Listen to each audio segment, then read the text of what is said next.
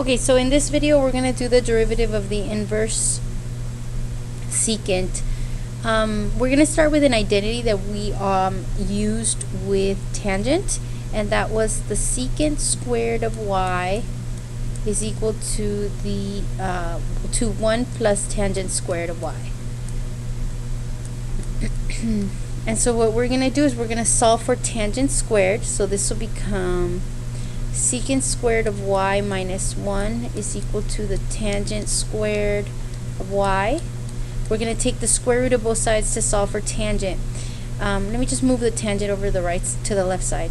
So tangent of y is going to equal plus or minus, we're going to have a choice here, the square root of secant squared of y minus 1. And this is going to come into play in that proof, so I'll just kind of box it in over here. Alright, it's time to work with secant, and we're going to go ahead and just like with the other proofs, we're going to try to write this so that we don't have an inverse. So we're going to take the secant of both sides, so that's going to be secant of y is equal to secant of the inverse secant of x. And again, the goal is for that inverse secant to cancel. And we're going to have secant of y equaling x. That's where we want it to be. At this point, we're going to go ahead and take the derivative of in terms of x. And if you remember, the derivative of secant will be, we're going to need implicit here.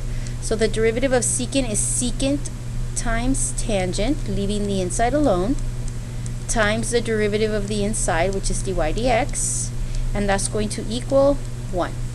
So solving for dy dx will result in getting 1 divided by secant of y times tangent of y.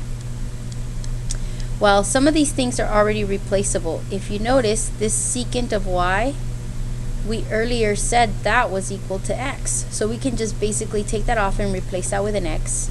And this tangent of y, we're going to use that trig identity over here. And we're going to have to choose between a positive and a negative. If you look at the graph, again, it is increasing always. And so if you were to draw a tangent line, it would have a positive slope no matter where you drew that. Excuse me, that looks more like a secant, but you get the point. So instead of choosing the negative, we're going to choose the positive.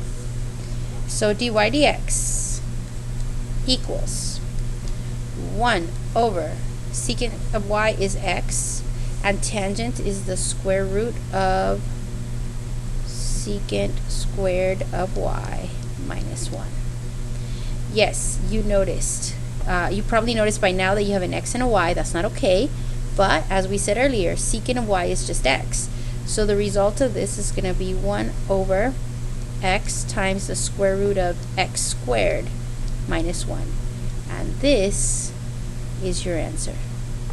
Now, we're not quite done, because I told you that anywhere you draw a tangent line here, you're going to get a positive slope.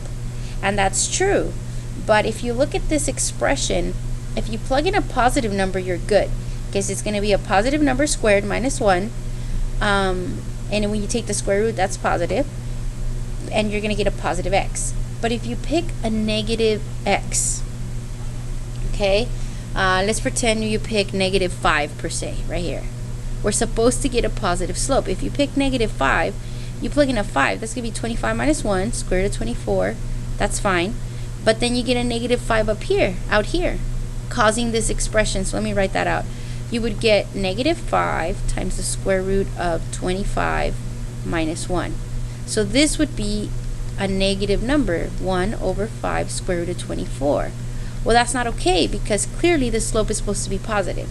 So I know this is going to sound silly, but the way you fix that is the formula for the derivative has to always contain an absolute value on that x. That way, no matter what happens, you get a positive result for this derivative. I know it seems shady, but that's basically how you do it.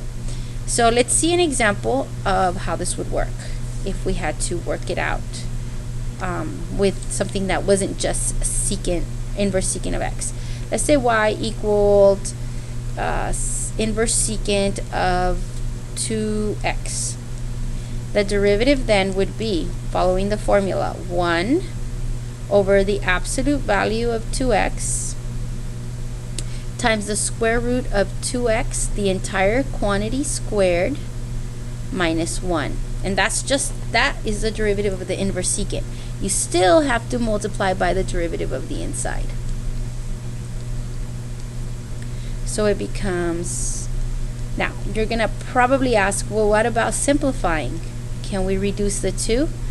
You can't, because that 2 is positive, so it's not going to change the sign of anything. So we can if you want to reduce it, but this would be a perfectly good answer. So 1 over the, make sure you keep the absolute value.